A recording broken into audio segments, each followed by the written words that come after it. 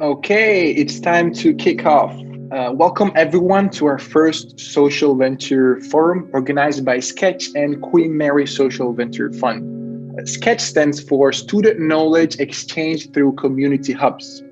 The Social Venture Fund is a pillar of Sketch, and it's the first student-led social impact venture capital fund investing in student-led social ventures in the UK. And it is supported by the School of Business and Management within Queen Mary. Tonight's theme is social enterprise for profit, and we will be focusing on sustainability. In the first part, Biophilica, the startup winner of our last round of investment, will share its experience. And in the second part, we will dedicate all the time to our fantastic panelists. We are really pleased and grateful to all of you who are with us today, and will be a very good one. And I'm personally, and I think we are all very excited to hear your point of view. We'll then wrap up with a Q&A from the audience and the announcement of the winner. I'd like to invite Dr. Joanne Zhang, Director of the Social Venture Fund, for a quick word of introduction. Joanne, please. Hi, thanks, Simone. The key word is a quick word.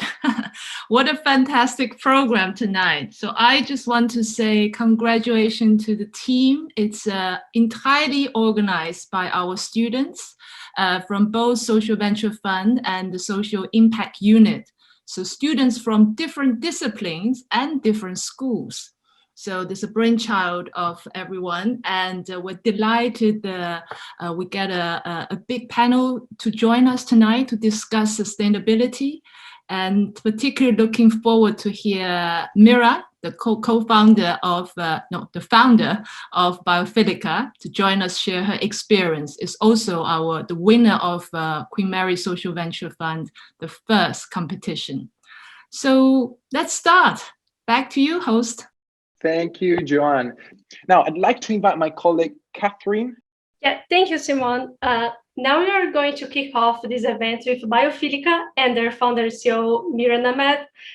Besides winning the Queen Mary Social Venture Fund competition, Biophilica was recently shortlisted to receive the Drapers 2021 Sustainable Textile Innovation Prize and were one of the finalists of the Mayor's Entrepreneur competition last year. Hi, Simone. Hi, Mira. Congratulations again for winning our competition. Your idea is really amazing, and I'm super impressed. Now we have a few questions for you today. So I would like to ask you about a tree can technology. Can you tell us more about your initial journey? Did you receive any support during the time that you were developing the material? And how was your relationship with this? Yeah, absolutely. So I can tell you about because I actually remember the moment when I got the idea. So I was doing my master at the Royal College of Art in product design, and was just walking on High Street Kensington, and almost as always, I was just looking at what was in the street itself. And it just kind of hit me that there's so much of this green waste around, leaves, twigs, bark, and maybe we could utilize that for something. It's so abundant. Could it be made into a material that we could maybe have multiple uses for? So that's when I sort of started on this journey. Many samples, many failed samples. After that, we got to something that works quite well. And so, there was the support of my program itself, also tutors, but also a lot of the other students were just amazing in that development as well. And after that, we continued. We applied to what's called Central Research Lab, which is an accelerator. And they were just like really instrumental in pushing us forward.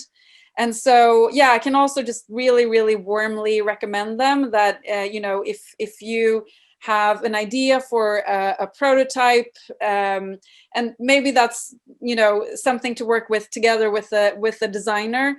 But you know, if you have that kind of thinking and you have an idea for a prototype, then I would really strongly recommend anyone to apply to Central Research Lab, because they've just been fantastic.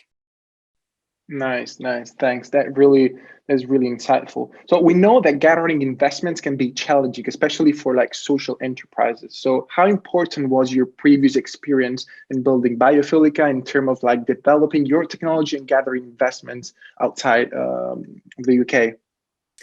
Yeah, I think we just looked at the different opportunities that were around. Our very first investment actually came from CRL, Central Research Lab. So that was like our first £5,000, which meant a lot to us, and also all the other kind of in-kind services as well, all the knowledge, all the mentors. But other than that, I would say that it was really through making a lot of different types of connections. So we made a connection with a sustainability hub in the Netherlands that's called Blue City Lab. They have lots of really interesting events. So if you're interested in sustainability, that's also a really, really cool one to check out for their events. Nice. And yeah, they connected us to a lot of different opportunities and a grant. So that was actually the first grant that we won as well. And then also in collaboration with a grant writer, that's also how we got our Innovate UK funding. Nice. And touching upon that, like, do you believe that the government has an important role in supporting social businesses? Yeah, I think that it's a really important role, actually. And I have to say, you know, I really commend the UK government for all of the funding that goes through Innovate UK and several other grant funding bodies, because I think that a lot of you know, very young startups would struggle tremendously if it weren't for organizations like that and the willingness to invest. Also in you know, individual politicians, you know, the Build Back Better is, I think that's really, really important, that as, you know, challenging as COVID has been, people did see it as an opportunity to, you know, when things return to, you know, quote unquote normal, can we change the normal? Can we change to something that's much, much more sustainable, you know, in a variety of different areas? So I think government is really, really important in pushing that progress along. And how do you think the local government should stimulate social businesses even more? Like, if you could give, you know, either like a question or like a suggestion, even a quick one. That's a really good question. I think that I don't know, I think it could be quite different to the way that you guys organized it. You know, hat off to you guys for building something so amazing. But I think that could be really interesting as well, sort of, you know, pitching different ideas and, you know, just getting all those great ideas out there, and then for the ones that seem to be really viable to go forward. I think that's a really great way to do it. But also I think that there are probably other ways of doing it as well, and possibly that could be opening up grants, I think, even more. Because I think it's become really this, grants have become this thing where the grant has to be, the application itself has to be kind of perfect and written in a specific way, which not everyone maybe has access to those skills. And so I think that it's really important to open it up to get a really good variety of ideas in there. Thank you, Tiziana. Now, I would like to direct some specific questions to each panelist so that we have a better understand your approaches and startup experiences. May I have give this question to Habiba. Habiba, where do you find the motivation to go through the initial difficult process of research? when you have no revenue and no one knows about it. Nice, nice. Thanks a lot, Mira. That was very insightful. Now, I'd like to hand over to my colleague Trang as we are going within the panelist discussion. Mira is also joining us in the panel, and if anyone from the audience has any question, feel free to pop them in the chat. Trang, can I ask you to join me, please? Sure. Thank you, Simon. Thank you, Mira, for such an inspiring green business. As a consumer, I'm entirely sold on Trikai and can't wait to buy a product made from it. Today, we also have a pleasure to involve all the special guests in the panel discussion. They will share their views on sustainable business and advise startups who want to do the business in the ways that benefit the society or environment and make money at the same time. I would like to invite each panelist to briefly introduce themselves. So first, we would welcome Hugh Morgan Thomas, Senior Manager, Enterprise Support, Tower Hamlets. Hi, Hugh. Could you tell us a bit about you? Hi, Trang. Yes, it's a great pleasure to be here this evening. Yeah, my name's Hugh, and I head up the enterprise support team, as you say, in Tower Hamlets Council. And what we do is try to support the strength and resilience of the local enterprise economy. And we do that through supporting local businesses and local business owners. And a large part of the work we do is to do with social enterprises, and we try to support them in becoming really strong, resilient businesses. We are very conscious of the contributions they make. Great, welcome. Great to have you with us. And next, we would welcome Nikki Mowicks, innovation consultant and strategy coach. Hi, Trang. Thanks so much for having me. What a pleasure it is to be here speaking with you all today. So yeah, I'm an innovation consultant and I work with companies that are big to kind of create new projects that create innovation within those companies, or also working with kind of like early stage startups as well, helping them map out their strategies and what they're going to do next, getting them really clear on what their next steps should be and testing their business ideas. Great. And I would like to welcome Tiziana, a representative of the Young Foundation. Hi everybody. Thank you for having me. My name is Tiziana Silvestre. I work with the Young Foundation, which is a charity in Tower Hamlets. And Young Foundation mission is to develop a better connected and more sustainable community across the UK. In the Young Foundation, I work a specific program that it's commissioned by Tower Hamlets Public Health, which is called Communities Driving Change. And it's a community-led program that aims to activate local communities in Tower Hamlets to determine and lead the changes that they want to see for their improved health and well-being locally. Thank you, Tiziana. And welcome Habiba, co-founder of ET Collect. Hello, everyone. Nice to be here today. It's so good to always be back in the Queen Mary community. I'm actually a Queen Mary alumni myself. Just wanted to put that out there. So yeah, as Trang has already said, I am the co-founder of ET Collect. So in my second year of university at Queen Mary, I was very, very, very lucky to have been granted the opportunity to start my own social enterprise. ET Collect, we're primarily a food waste management company that transforms food waste into agricultural products. And at the moment as well, I'm working part-time with another social enterprise based in the UK, even though I'm currently based in Egypt. But this COVID thing worked in my favor, and now I'm working from abroad in Egypt for a UK company. So that's amazing, another social enterprise. So yeah, I'm here today to share my insights about impact and how you can maximize that throughout your journey. Fantastic, thank you. Hi, Poosa. Poosa is the co-founder of Devi.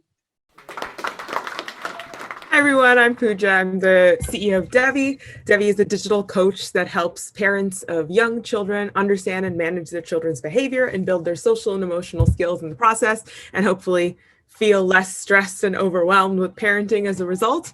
So, I mean, my background is kind of honestly, and more in innovation, product, and design. So I'm more of a tech person by background, but ended up kind of doing a lot of civic tech work in the US federal government, which led me to work on a lot of child and family services and see how kind of underserved that segment is. Then when I went to business school, ended up starting a company to fill some of the gaps I saw, and looking forward to telling you more during the panel. Great, thanks, Pusa. And welcome, Mira. Please join us in the panel discussion. Just a note to everyone, this is an open discussion and panelists can question to each other. The topic of our discussion today is social enterprise for profit with a focus on sustainability. We know that sustainability has become a buzzword in the boardrooms in recent years, and large companies adopt sustainability initiatives to source growth opportunities. But what is it for startups? Is it possible to have both social value and economic value at the same time? We would like to start with the views of social enterprise. Hi, Habiba. May I invite you to share your view? Definitely, definitely. So one thing to point out, and I think Trang mentioned this already earlier, is that sustainability is not just about the environment, it's about social and environmental factors. So I just want to put that out there to clarify it for people, because this misconception is usually present and people focus too much about the environment and forget about a very, very important resource on this planet, which is ourselves and helping out other people. So that's one thing. So that also kind of broadens the idea of how you can have a social enterprise. It doesn't just need to be environment. You can look at social factors too. Secondly, one thing I'd like to look at is from the perspective of great competition to attend for social enterprises for students in particular. And through that, the kind of mantra they used to say is, for you to make impact, you need to generate money. And guys, even looking at, even if it's a nonprofit or a charity, the only way for them to actually keep going is if they make money so that it can contribute to their cause. And being a for-profit, for-good business is not a bad thing. Some people say, well, if I'm for-profit, does that mean that I'm doing something bad? No, you're just much better than someone who's just making a lot of money and doing nothing about society or the environment. And I think nowadays it's easier than ever to actually make money. We live in a very, consumer-focused world. We're more or less, leaning towards capitalism and all this money making. Unfortunately, I think capitalism, it's a two-edged sword. And as society, we're using it from the wrong edge, where we think economic benefit cannot come with being sustainable towards society and the environment. When if you actually think about it, having a sustainable business doesn't only kind of help you with generating more money, which I'll talk about in a second, but it can help you save costs as well, which contributes to your profitability. If you look at, lean production, it's all about wasting less. What does wasting less do? It's good for the environment, so there's that aspect. When you look at minimum wages, what are they there for? To protect people's rights. So what I'm saying here is that right now it's the time to actually be making money, but to also focus on making good and adding value to the world. Because if we look at the corporates and all of this, this has kind of been taken away from the equation, and it's just money, money, money.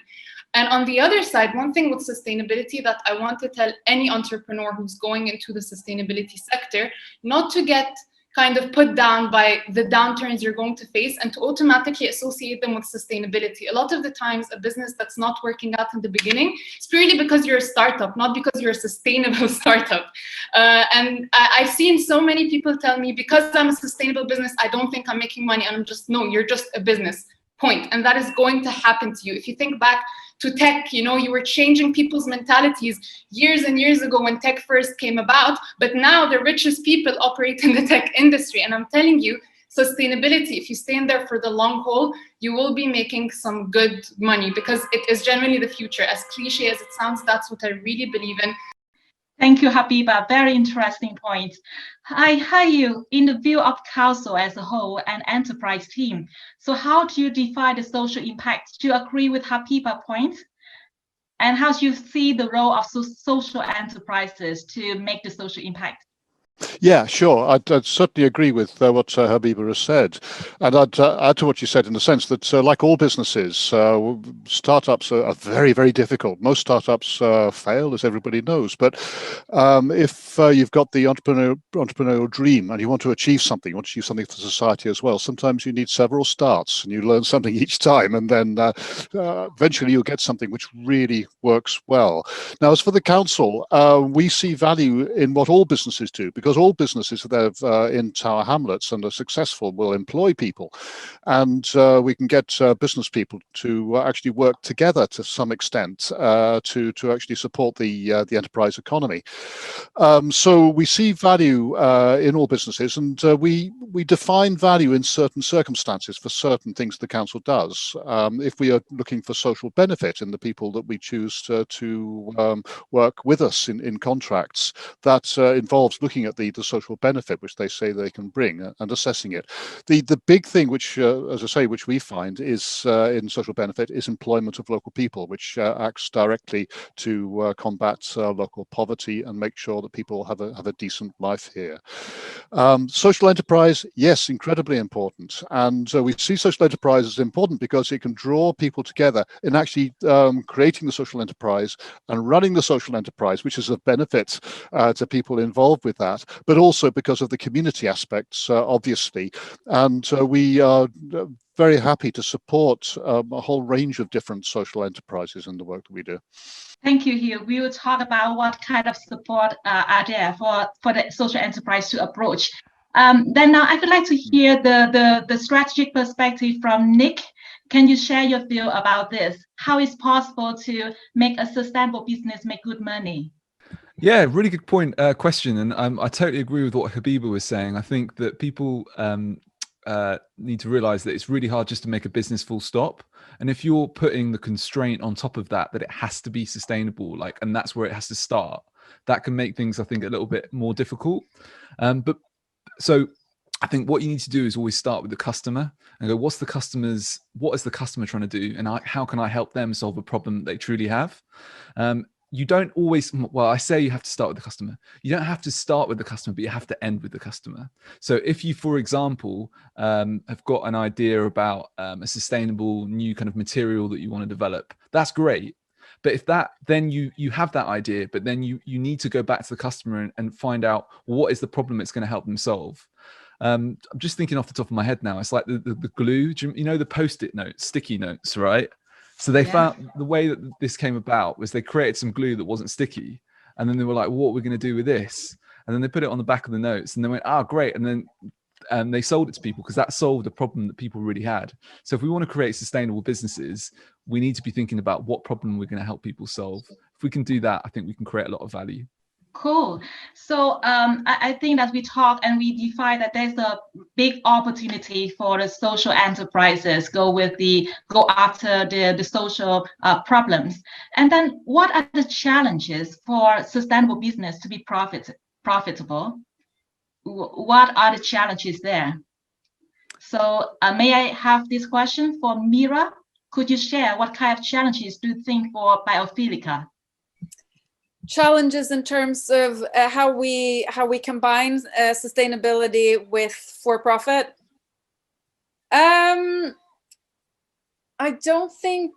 Well, the only key challenge I think is that we have quite strict criteria of how we can develop our material because. We don't want to use any petrochemicals or toxic components in our material. And so it's not necessarily so much has to do with cost. It's just that, meeting all of our own sustainability criteria it's quite tough to get both the performance and, not go down the petrochemical route is that's why we're in innovation, because it's hard. We expected it to be hard.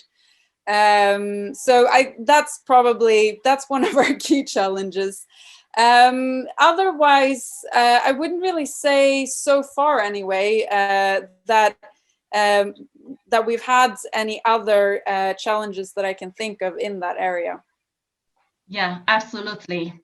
Then how about Pusa? How do you think with Devi? One thing is, like, first of all, Devi is a tech product. So for us, like, a large part of the accessibility, or sorry, a large part of the impact comes from accessibility. So our whole idea was that, you know, a large percentage of children coming from low-income families start primary school about 18 months behind developmentally compared to their higher income peers. Most of that gap is due to parenting. So our business kind of depends on basically reaching those families that are lower income and those parents and appealing to them. And one side is, of course, the challenges with just product development in general, like making something that's genuinely delightful for that audience. But then the other side is then actually making that financially sustainable, because one side is those people are, if anyone is familiar with fundraising, especially from VCs, you're always thinking about the LTV to CAC, right? So how much are they paying? What's the lifetime value of that customer versus how much does it cost to actually acquire them? And it turns out it's like super expensive to acquire any consumer user, but it's extra expensive to acquire parents, and then it's extra expensive to acquire low-income parents, even more so. And then on top of that, you know, your lifetime value is lower too, because you can only charge up to a certain amount that makes it affordable.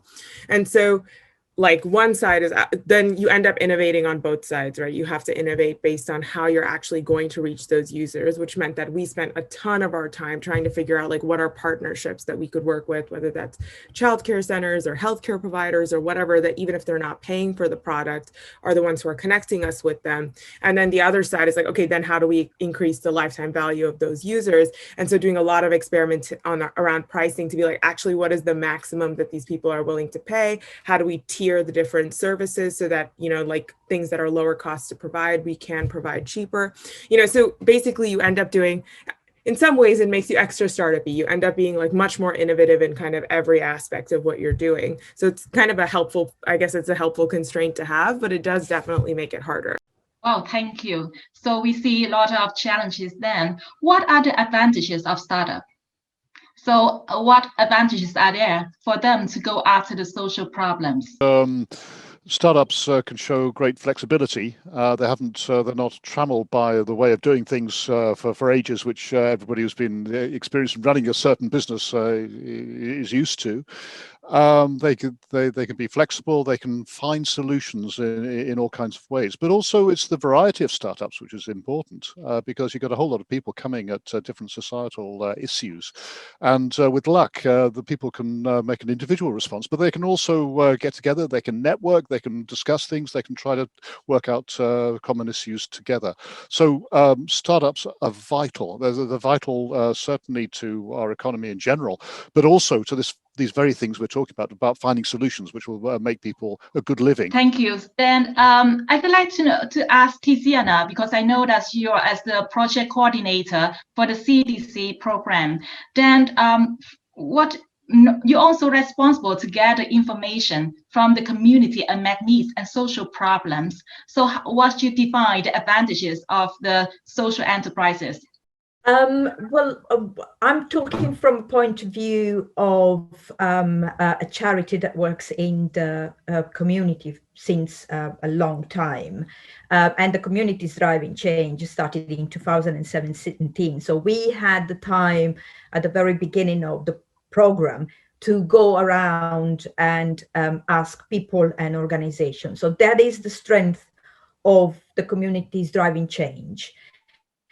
Being there on the ground with the community and asking the question and finding together with the community the solution. So our way of working with the communities to solve their problem is for them to voice the problem. Is a bottom up approach, not a top down, and that is for us as communities driving change and more large in terms of the Young Foundation, is the key for sustainable community-led project and sustainability for any kind of business that you want to do that has those social impact and social action and social innovation linked to it. Thank you, Tiziana. Now, I would like to direct some specific questions to each panelist so that we have a better understand your approaches and startup experiences. May I have give this question to Habiba. Habiba, where do you find the motivation to go through the initial difficult process of research when you have no revenue and no one knows about it? That is a very, very good question. Of course, all the questions today are very good. So let's approach this one. I think one thing for sure is that it requires a lot of power from inside of you to find the intrinsic value in what you're doing. As human beings, we're so motivated by people's validations, by what people say, by money. So these two things that you say when people don't know about you and before you generate revenue, that takes a lot of work on yourself rather than anything else.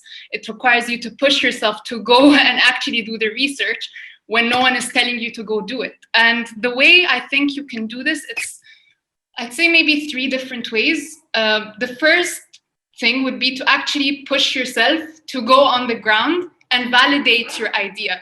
The second, you start to understand and to start to hear from people and to see that there's some value you will be offering, that will in itself push you. It's so different to reading about it in the news, you know, or reading an article. Going on the ground and speaking to people, there's so much value in doing that. And even I remember when we were doing ET Collect, we were multitasking between university and the business that we were setting up in Egypt. And we actually took like permission to leave university for a few days with a weekend. Took us time to get that permission, but we got it formally. And we would be in the car listening to our lecture, leaving our laptop and heading to the meeting from the car. And it's a lot of multitasking, but the second you get yourself into it, it's like you get addicted and there's no like taking a step back. And anyone here, I'm not saying university is not your priority so that Queen Mary doesn't come and tell me anything. University is your priority. And I did graduate with a first class and everything was fine. It's just about working on yourself to find the push by validating the idea and to hear it from the people. Second, I'd say visualize what it will be like down the line. That really helped me a lot. To visualize 2 things, the potential success and the potential impact. When you speak to the people and you see the impact you're making on them by providing them with jobs, you know that impact, and when you speak to them, it just touches you and it makes you want to go ahead. Visualize what it can be like in the future. Visualize your business being the talk of the time. You know, when no one is talking about it now, just think, yes, but like 10 years down the line, I can achieve whatever the hell I want to achieve. So that visualization really, really helps. But then at the end, there's also one thing to think about. In all, after validating, okay, so you know you're offering value, which means you will make money, which means you will be a success. But sometimes it will be very hard for you to motivate yourself because, again, we are humans and sometimes we just lose motivation and we need a push. And at these times, I just say, think of the why. Always remind yourself, why am I doing this? What's the purpose? Where am I headed? This will keep you going. And lastly, as a team member, motivate your team members because they will need it. Just like you will need it, you need to surround yourself by the people who will support you and for you to reciprocate that support to them, because as a team, you will need to push each other so you can get there. I see that many young people, they're afraid to start something because they feel that they're not good enough or they're afraid to follow their dream. So what could be your advice to help them develop this resilience required to become an entrepreneur? I think one thing in terms of the resilience, well, 2 main things that are kind of interlinked. One of them is definitely the fear of failure. And this kind of links back to the first one where you said, when no one knows about you yet and all of this, you're so scared that you will probably, there's a chance you might not, get what you want. But then, if you think about it, I don't remember, there was a basketball who said a quote, and I don't usually like referring to quotes because I think, there are so many out there on Instagram and all this, but this one really stuck with me. And it goes I think you miss 100% of the shots you don't shoot. So just by not doing it, you're already not getting anything out of it. But just by doing it and going for it, there's a chance you'll get something great. and there's a chance it might not work out, and you'll still get something great, which is the experience of having gone through that.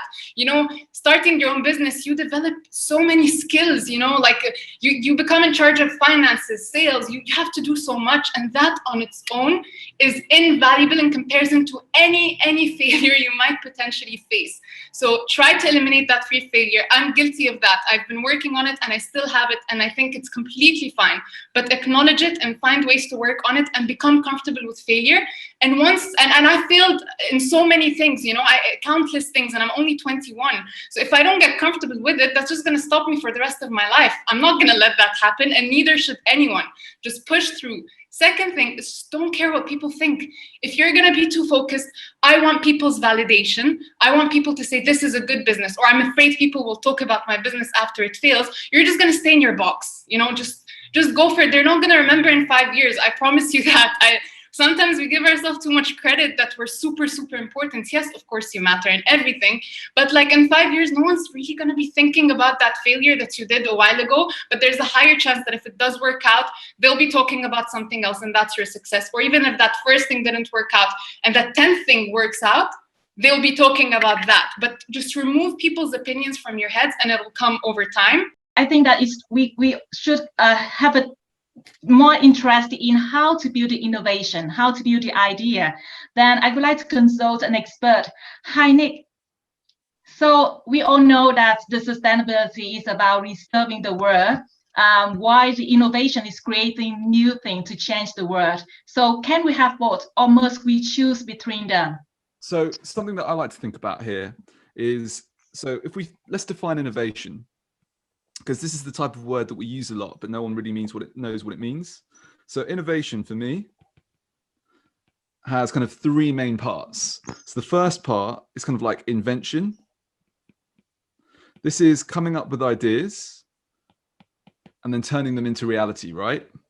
So this involves a lot of creativity, looking for opportunities, generating ideas, turning them into real things. But that alone is not enough, because there are many examples of inventions that have failed, right? So there needs to be a second part. And that second part is about creating value from those ideas for you as the company or charity, or for you as an entrepreneur. You need to create value for yourself, but also for your customers. Okay. And then also for the outside world as well. So I'm actually going to go out here and call this commercialization. That value might not always be monetary, yeah, but it's one easy way of kind of measuring that value. And then the third part of innovation, I think, is this sustainability part. So I hope you like my drawing of a tree there. It's no good coming up with an idea that then damages the environment. For example, oh, we've got a new idea for a paint that's going to be great for painting on the bottom of boats, that makes them not have to be painted as regularly, but it destroys all the plant life in the sea. That's not very good, is it? What we need to be doing is coming up with ideas that are inherently sustainable. So when we think of innovation like this, which is a combination of invention, kind of commercialization, and sustainability, I think that's the best way to think of it. How do you see the consumer behavior and habit changing over time, especially after the pandemic? Do you think that the crisis, the COVID, has opened window opportunity for sustainable products? Yeah, definitely. But I think it's both ways as right. Well, right. I think definitely there's a huge demand for sustainable products, but I also think that that it's interesting to see the behavior of some customers, because I, for example, am using Amazon a lot. And I know that Amazon is not necessarily the most sustainable business at the moment, right? Like they're not necessarily the best to their employees, but for certain things that I'm needing to buy right now, I need them quite quickly, and I'm going to Amazon. So I think we need to think about, if we're trying to create sustainable businesses going forward, we really need to be focusing on who is our customer and how can we help them solve their problems. Thank you, Nick, for a very insightful answer. I would like to have this question to Tiziana. Tiziana, you have mentioned about the approach to the way you come to the community to define the unmet needs and social problems. Can you please just give an example of the social needs, social problems result from your research? I can give you a lot of example actually. The methodology of work and the process, the research process that was conducted at the beginning between the communities driving change providers and us creates has brought community out talking about what they wanted to change, what they were their problem. So the communities driving change has been then divided into stream of work. And very, very simply, what the problem came out in Tower Hamlets has to do a lot with crime, caused or perceived as being caused by young people lacking opportunity. So then stream of work has been created with the young people to go at the bottom of why that was happening and what were the solution that they would put forward to solve that problem, what they needed, what kind of, they had a lack of positive model, what they needed, could they be themselves model for the community at large and for their peers, or feeling unsafe. So safety has been in the last years within the community a very, very important subject and a very strong stream of work within the communities driving change. Financial inequality. And I would say that with the pandemic, that has come in stark relief, relief how the financial, the financial inequality in the community, food poverty, child poverty, digital inequality has come up very, very strongly, and social isolation and community and lack of community cohesion. So in a way, in a way to work with, to work a little bit with what Nick was talking about in terms of innovation, you need to look into what the people need and come out and create innovative way for them to solve the problem, so that then they are the customer. The fact that communities driving change is a commission program doesn't change the fact that we are working with the community, not to the community. We're working with the community, and we want them to develop that value, that innovation, that sustainability in the future, because they are, the customer. Just to add to that very quickly, I heard a stat that said 42% of businesses build a product or service that nobody wants. And I think that could be the same even outside of kind of just normal startups as well, and community projects could be the same. Easy to build a community project that actually nobody wants. Yeah, and that's fundamental. Having, when we were talking at the beginning about sustainability in a business, but it's for the long haul. And I see communities driving change, as well as the Young Foundation sees all the projects that they do in terms of social impact and social innovation for the long haul. You can't have sustainability if you think that you want to achieve something big in a very short period of time. You can have short-term goal, but the sustainability is for the long haul. You need to transmit and move the sustainability forward. I really, really agree with that. I think that one of the first things that, anyone who is interested in entrepreneurship should do is really look at needs and opportunities and gaps, because so many, they confuse opportunity and idea, and they come up with an idea and they get really enamored with that idea, and then just like keep obsessing about pushing the idea forward. And so I totally agree. That's why the consumer contact is so important as well. So yeah, just wanted to throw that in there as well. Yeah, wow, a very good discussion. I really like the message from Tiziana, the working with the community. Hi, Posa. I think that we would like to know how, at the very first day when you developed Devi as a digital parenting solution. So among various factors determining the cost of MVP, so how many percent is technology involvement? Yeah, I mean, so I think related to this conversation we've just been having, like fall in love with the customer, fall in love with the problem, not your solution. So I think early on we weren't even married to it being a technical solution actually. And in fact, my co-founder was a teacher. And so she was actually quite enamored with not having a technical solution. She was like, people are always throwing tech at us, and this is like not the way we should be going about it. And so actually at first, what we started with was that we wanted to, support families. So what we started with was literally going into with user research. So at that stage, like literally zero technology. We went into different community centers and spoke to tons of parents. We had like more than 100 various interviews that we did. So we did it pretty long. And my background is as a designer. So we did that pretty, formally, and actually came up with sort of what the insights were and the design considerations. And we did an ideation process. And after that, we came up with, okay, we wanted to do something like coaching for parents. And what we tried doing at first was we would actually try and set up in-person coaching sessions. But what we found was that parents were like incredibly unwilling to do that, both take up the time to actually do that. So again, put it in front of people as soon as possible, because pretty soon you'll find your ideas don't hold up. And on top of that, like just didn't trust us. Like, why would they trust two random literal Americans from Oxford to help them with their parenting, and neither of whom have kids? It makes no sense. And so actually then what we did was we instead put forward like a WhatsApp option. We were like, oh, well, you can just WhatsApp us instead.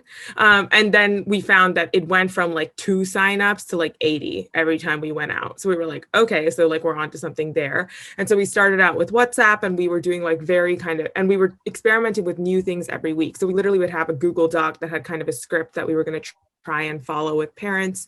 Then we'd try and text back and forth. Every time we'd end up diverging from that Google Doc. Then every 2 weeks we'd come back and revise it to decide on what we would do the next week. And over time, we saw that we had gotten it tight enough that it started to be a pattern. And we were like, oh, okay, now like maybe we can try automating parts of this, because we were reaching our capacity. Basically, we were texting something like 80 parents, and it was like we were juggling our MBA at the same time. So we're like, this is impossible. We can't text people like 24 hours a day and then also be doing all this other stuff. And so, or we would have to scale up the number of people who are doing it. So anyway, we did recruit a few volunteer coaches and stuff, but we were reaching our capacity. So we decided we might try and automate parts of it. So then we put it on Facebook Messenger. This is literally, I suppose, if you don't count WhatsApp, the first time we did anything even remotely kind of like technically advanced. And even that wasn't really advanced. We just kind of mapped out literal scripts and decision trees and put them into Facebook and had people try using that, with still the option of talking to a human if they wanted to, and like so on and so on. So like now I'd say probably like 60% of, not even 60, maybe like 40% of what we do is tech, because we're automating kind of more and more and trying to make that more personalized. But 60% is still the human stuff. It's the content. It's like making it more engaging, making it more interesting. And yeah, so I'd say like if you want a percentage, now it's at 60-40 maybe, but like early on, it was literally 0. And I think that's how it should be. Like, you should not be like, your focus is on testing those assumptions about what your customer wants, not even so much like how you actually end up doing that. And then eventually you're kind of converging on the way that you would be able to do that. Great, thank you for your sharing. So as you say, we see that what is the tangible business related benefit results from your sustainability measure that you expect for your startups? Is it customer acquisition, competitive advantage, or access to capital? So one of the big ones for me is like a competitive advantage around who you're reaching. So like I kind of alluded to before, the vast majority of like parenting tech startups are focused on, middle-class yummy mummies, almost exclusively. And then there's like, the other 80% of parents that are just, including fathers, honestly, who are just totally ignored. And so like, I'd say that there's a huge advantage to just like tapping that other vast majority of the market that people aren't really thinking about. So that I'd say is like a huge competitive advantage and has been one of the reasons that people have been interested. And it's again, like, and then that brings like its own technical innovation as well, because now, because you have all these constraints of people are willing to pay less, they're willing to interact in certain ways, they're willing to only give you less time, whatever that is. You're forced to innovate in terms of like how much you're actually automating and how much, you know, like personalized tech and like what's the word, proprietary tech you're actually building. And that also makes it more interesting in terms of capital fundraising as well, because people don't want just like a ton of humans. Even if it is delivering the service, it's not something that's infinitely scalable. And so so yeah, I think it like actually introduces these constraints that end up making you more investable too. But of course, it takes a lot more work to actually meet those constraints in the first place. Fantastic. Thank you for the story. Hi, Hugh, Morgan. We have some question about that. How do you think if the investor now are starting to use the social development goals as a lens to assess the potential risks of investing in companies?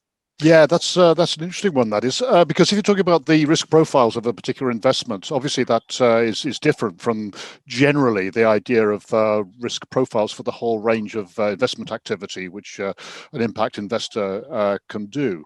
I think the social development goals developed by the UN, the SDGs, have actually changed the risk profile of the way that investment is done in order to support social enterprise.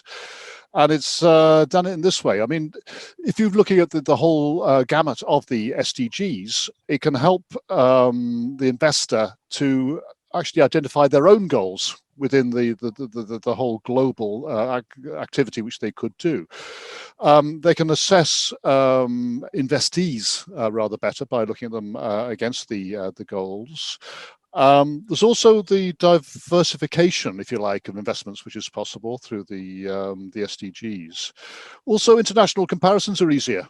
It's a UN thing, and it's something which actually reflects something which the whole world is doing. And also it means that cooperative activity between investors producing different kinds of investment products, but also getting in other people to invest in the same kinds of activities are much enhanced. And when you can actually get a kind of unity between the SDGs, which are very high-flown, high-level things, and also the assessment of impact, then I think we're going to develop a whole range of different things which can support social enterprise. So the whole lesson from this is there's never been a better time to set up a social enterprise. This could mean, that's right, the stars can align at whatever level the social enterprise is done. If you're thinking about something very big or something which develops into something very big, in the future, it should be a lot easier to get investment. And I think the international community getting its act together to the SDGs, the social development goals, is a huge part of that. Well, it's a great comment. And, you know, someone said that there's a combination of factors, including the policy environment, incentive structure, and institutional condition that discourage the long-term commitment of the sustainable development. So what could be your view about this? Yeah, well, the short answer, unfortunately, is yes. But it's a yes, but, I think. And added to all the things which you've said, I mean, there's the issue about fragmentation. And it's fragmentation in the sense that although you can get long-term advances in working out what sustainable development is all about, you get changes in government, you get changes in policy the whole time, you get political imperatives, which is very short-term stuff. So you can get choppings and changings of institutions and approaches. Also, you know, with the whole wide scope of sustainable development, there are some issues involved in successful sustainable development. I'm thinking about it at a very high level here. You've got policy trade-offs between the different heads of sustainable development. You need to really think hard in order to get some action going at a very high level, which can mean slow but sure advance in sustainable development. And there's a long-term payoff. So for all those reasons, unfortunately, with government institutions and international institutions, a whole lot of lip service and limited in overall progress. towards sustainability goals. And this works at every level of government, including, dare I say, local government. So don't quote me on this, folks, but it's true. We've got to watch ourselves a bit. But what I'd say is that it is a developing field, and actually small advances can have huge leverage in changing the prospects of sustainable development all over the world. And that's largely through the action of outfits like Queen Mary University, academia actually working through about what's happening and what's working, and then actually providing people with an idea of the framework and developing the approach through the SDGs I was talking about before. So again, there's a lot of hope. Life is a challenge. Sustainable development is a challenge. But I think with the goodwill and people actually working together from a whole lot of fields, we'll make progress. Yeah, can you elaborate a bit more about what kind of support from the government and that the local social enterprise can approach?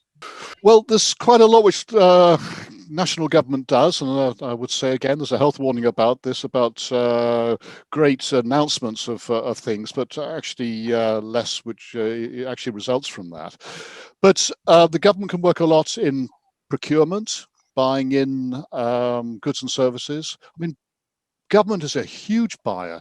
Even something like Tower Hamlets Council, its expenditure every year is hundreds of millions of pounds. And a lot of that could be available potentially for local businesses, including social enterprises. There's a lot of work there for government to do. Governments can organise tax breaks, and this works obviously at national government. It does tax breaks for investing in social enterprises through all kinds of intermediary bodies, some of which we've heard about in our discussion. Also, the local government can do tax breaks. It can actually be quite proactive in business rates, and it's a liberality when it comes to business rates and encouraging charities, but also social enterprises. Again, I'm hopeful. I think that in the way things are now, there's a huge incentive of government to actually find practical solutions to all of this, and I'm hopeful we'll see some advances in the near future. Thank you, Hugh. So we see a lot of motivations for the sustainable businesses. I think it's the time to check the questions from the audiences. Yeah, I'm going to jump in here. I'm going to throw in a question. I would like to start with Nick if possible, but then anyone could answer. So we've talked a little bit about kind of, finding a client, but then combining the sustainable factor and the profitability factor is really difficult. So how do you find clients? Because I myself, I kind of have a dream startup of like in sustainable business, changing diet. But then for me, it's so challenging just to think of, there's no product right now like mine. So how do I actually, kind of find client for this? Okay, I think there's two sides to it. So one is no one can buy from you if they don't know you exist. And often it's important to dig your well before you're thirsty. So I think it's important that you start, if you want to create a startup, but you're not even sure what you want to do it in yet, what I would do is start making, I believe in 2021, it's really important to start making video content about topics that you are interested in. And so if you're interested in sustainability and interested in helping people around that, I would start making video content and start posting it. And then as you start growing your audience, you can then start looking for products and services that you can start selling them. That I think is a great way to start a business right now, because we've all got our phones, we can all make video content. And I think that's kind of what I've been doing. And a lot of people think, I've got to have a huge audience before I can make money. Well, I've been making video content about innovation, and then people go, oh, Nick, that kind of those techniques that you were talking about in innovation, like they could have just used my techniques and done it themselves, but they go, Nick, can I pay you to come and like help me with that and make that work with my business? And so it's the same thing with like sustainability. You could start making videos about it, and then a company might go, oh, that's interesting that you're talking about sustainability. Could you come and help us like with that? And then, so that's one thing. The other side of it, I think is actually, so you've got an idea, but you haven't got an audience. You could start testing it immediately. And what I wouldn't do is sit on your idea. I would create a website as quickly as possible, a landing page, and start testing, like putting it out there and seeing if you can like try and don't even build your product. Yeah. First of all, pretend that it exists already and try to get people to kind of pay for it already immediately. Or you could do crowdfunding and stuff like that. But I would literally just create, if you've got an idea for a product, immediately right now, make a landing page and then like make it seem like a thing, and then start sending people to it, and then getting feedback on it. And that way you can test whether people want it or not. Because what people say and what people do are two very different things. So you need to get some data to support that people actually want to buy your thing. So whatever tests you can do to get that. And if like, I haven't got time to talk about it now, but I'd recommend a book called Testing Business Ideas by David Bland, which specifically can give you some tests that you can try right now. Testing Business Ideas by David Bland. I was just thinking about the process that Nick was talking about, and I've got a down to earth example about it, and it's related to a project that we started with a group of women we're working with, and they started from a homework and sport club for their kids, and they ended up with fitness. They ended up with a cooking academy. So one of these women has, after showing us her recipe, after broadening the group, she has opened a YouTube channel. Yeah. And in the same time, she was talking about, I need to find a job, I need to work on my CV. And she has just said to us last week that she had a couple of people seeing her YouTube channel and asking her if she could provide for their daughter's wedding. So she had a business at this point. She's all scared about, oh my God, how can I do that? I don't have a clue where to start from. But she has business because she put out there content, as Nick was talking about. And a business came out of it. So that why I was smiling, because that's actually how that work. That's reality, yeah. And in reality, it's a little ripple effect. If you throw that pebble, then it's going to expand. Can I have one little input, and then I think we need to wrap up. But Pooja, what do you think? I think is a huge challenge for you, this kind of topic. I'd say first, surface what assumptions you actually have. In order for this product to be really successful, what needs to be true of your users? Just first of all, brainstorm those things, and then figure out the easiest possible way to test it. I almost think it's almost certain your idea is going to change, almost certain. But hopefully, the problem you're solving, you'll have new insights about it, but the problem might not change.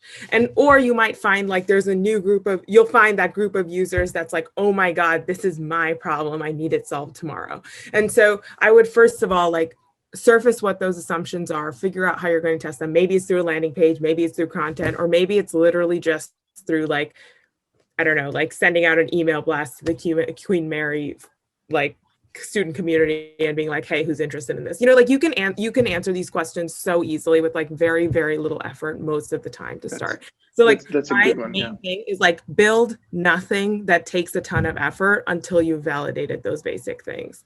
Nice. That's a good one. Yeah. Mira, I would like to ask you 30 seconds. Did you change your product since the beginning? Did you go to from iteration to iteration?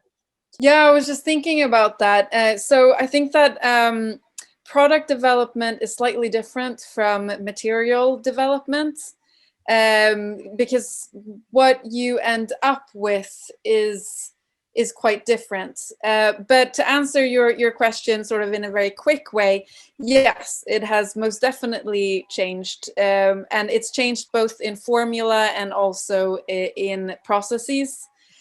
So in that way, it's all very iterative. So I think all type of product development, it's called development for a reason.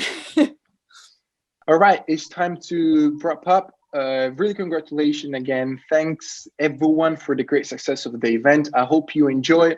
Make sure to follow us on LinkedIn and Twitter, because we post weekly, I think twice a week if I'm not mistaken, for updates and about even the future events.